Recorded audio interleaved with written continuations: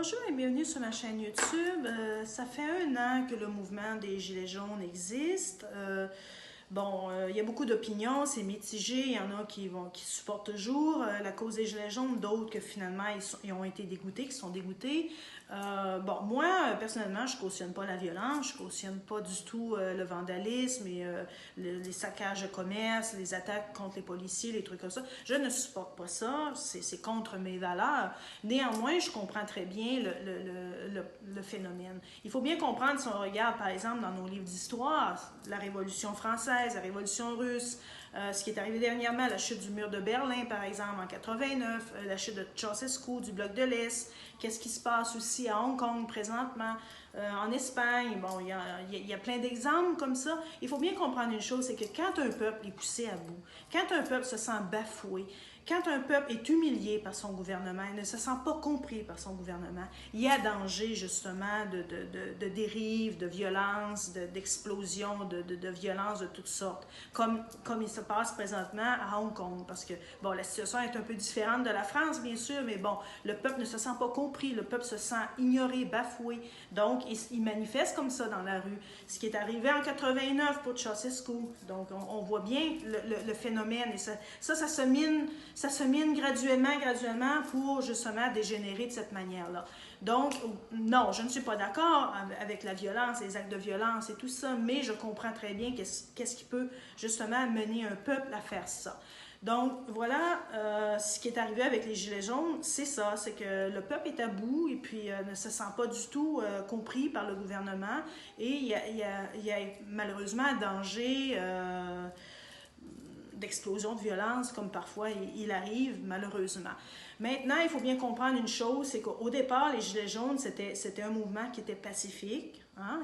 Il faut bien l'admettre, c'était un mouvement qui avait une vocation pacifique, mais ça l'a dégénéré. Il faut comprendre que dès le départ, les Gilets jaunes faisaient peur à l'oligarchie, faisaient peur au système. Donc, eux, de leur côté, pour se maintenir au pouvoir, ils ont fait ils ont essayé de trouver un moyen pour empêcher que le mouvement prenne trop d'ampleur et que justement, peut-être que le gouvernement se fasse renverser. Il y avait une grande crainte au niveau du gouvernement et c'est pour ça qu'il y avait urgence d'éteindre le feu avant que ça se propage trop et que ça puisse menacer les personnes qui sont présentement au pouvoir. Donc ça aussi, il faut comprendre ça. Donc, violence, oui, je comprends, parce que c'est le phénomène, comme on dit, de soupape, hein? Le peuple est mis sous pression et il y a danger d'éclatement, OK? Chez certaines personnes, il y a des personnes comme moi, je suis contre la violence, bien sûr, mais il y en a d'autres qui ils vont pas forcément réagir de la même manière que moi et eux, ils s'expriment avec la violence et c'est ça, justement, le grand danger, de pousser un peuple à bout, comme il se passe présentement. Le peuple français est bafoué, le peuple français est humilié. Ça fait depuis que Macron est au pouvoir, il n'arrête pas d'humilier les classes populaires. C'est extrêmement dangereux, ça. On le sait par l'histoire, comme je disais, la Révolution française, la Révolution russe. Donc, il faut apprendre de l'histoire. Et là, ça déborde. Il y a même des personnalités connues là, qui disent n'importe quoi. Elles vont dire qu'une femme elle ne devrait pas divorcer si elle est au SMIC. C'est épouvantable présentement qu'est-ce qui se passe. Et puis là, ils sont en train de réveiller la guerre des classes. Et ça, je peux vous garantir une chose, c'est extrêmement dangereux. Ça, c'est être assis sur une poudrière. C'est vraiment dangereux de réveiller la guerre des classes.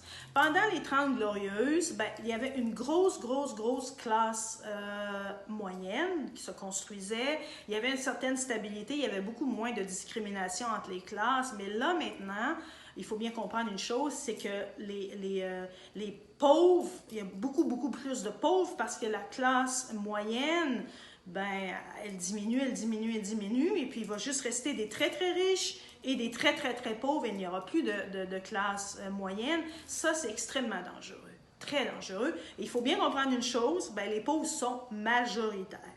Donc, s'il y a éclatement entre les riches et les pauvres, ça risque de faire un gros bordel. Moi, personnellement, j'aimerais pas voir la France sombrer dans une guerre civile parce que j'aime profondément la France. C'est un des plus beaux pays du monde avec une culture d'une richesse incroyable. Je voudrais pas voir ce beau pays-là, justement, sombrer dans la violence, dans la guerre et tout. Ça serait vraiment terrible que ce soit des guerres entre les religions, que ce soit une guerre entre riches et pauvres. J'aimerais pas voir ça du tout. Donc, avant qu'il soit trop tard, il faut réagir absolument. La cause des Gilets jaunes, c'est une cause légitime parce que ces gens-là se sentent bafoués et humiliés par leur propre gouvernement. Se faire traiter de fainéants, se faire traiter de moins que rien, il y a des limites à un moment donné. Là. Et ça, il va falloir que le gouvernement, que Macron comprenne ça. Les gens sont des êtres humains. On a besoin de respect aussi. Moi, je ne suis pas pauvre, je paie mes factures chaque mois, j'ai aucun problème financier et tout, mais j'ai de l'empathie. Je suis capable de me mettre à la place d'une personne qui galère à tous les mois pour payer son loyer, qui galère à tous les mois pour savoir si finalement elle va pouvoir manger à sa faim. J'ai de l'empathie, je peux me mettre à la place de cette personne-là. Donc, je vais jamais dénigrer une personne qui se bat pour ses droits, qui se bat pour sa dignité. Ça, non. Donc, voilà, c'est ce que j'avais à dire. Donc, je vais vous donner une petite anecdote avant de terminer. Moi, j'ai connu personnellement une personne. C'était un homme extrêmement riche, OK? Il avait des logements locatifs, il avait des restaurants, hôtels, des immeubles à bureaux. Bon, il était riche, quoi. Il avait un patrimoine énorme. Et moi, je le connaissais parce que quand j'étais enfant, je connaissais très bien cette famille-là.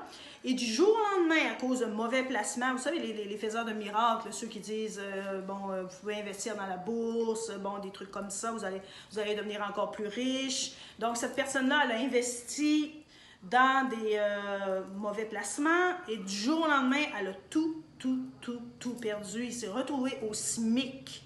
Il s'est retrouvé dans un logement social avec absolument rien. Sa famille ont tout perdu. Ils se sont retrouvés dans la rue carrément. Et puis, bien sûr, leurs fameux amis tournaient le dos. Et puis, c'était terrible cette histoire-là. Mais moi, ça m'a beaucoup marqué parce que finalement, la richesse, c'est éphémère. Tu sais pas si tu sais pas qu'est-ce qui peut arriver demain matin. Tu ne le sais pas. Donc, finalement, il faut bien comprendre ça. Aujourd'hui, vous avez de l'argent, mais demain, vous en avez peut-être plus. Aujourd'hui, vous êtes au pouvoir. Demain, il peut arriver une révolution comme il est arrivé à Ceausescu et vous pouvez vous retrouver 6 pieds sous terre, quoi, là. Donc, c'est ça la vie. La vie est éphémère. On ne sait pas qu'est-ce qui peut nous arriver. Donc, il ne faut jamais dénigrer quelqu'un. Il faut toujours se mettre à la place de la personne qui souffre. Moi, j'ai appris ça dès mon jeune âge, l'empathie. Mais ça, malheureusement, c'est en train de disparaître parce qu'on vit comme dans une espèce de bulle et on pense qu'on est les plus forts, on pense qu'on est les maîtres de l'univers, on est Superman et puis les super-héros et tout ça. Mais finalement, on est très petits. Ça, ne l'oubliez jamais. Vous êtes rien, vous êtes un grain de poussière dans l'univers. Et vous pouvez perdre, vous êtes assis sur un empire, mais vous pouvez la perdre, votre empire. Donc, pensez à ça avant de dénigrer quelqu'un. En tout cas, si jamais Macron écoute cette vidéo-là, j'espère qu'il va comprendre le message que j'ai à lui dire. Et il n'y a pas juste Macron, il y a d'autres politiciens aussi que je vois qui se la pètent très haute, hein, et puis qui vont dénigrer les gens du peuple. Donc, aujourd'hui, vous avez de l'argent, aujourd'hui, vous avez la célébrité, aujourd'hui, vous avez le pouvoir, mais demain matin, vous pouvez tout perdre. Ça ne veut absolument rien dire, ça, votre titre, votre position dans la société ou tout ça. Aujourd'hui, vous avez de l'argent, demain, on ne sait pas qu'est-ce qui peut arriver. Il suffit juste d'un mauvais placement. Et puis, c'est terminé. Ça vient de s'écrouler comme un château de cartes.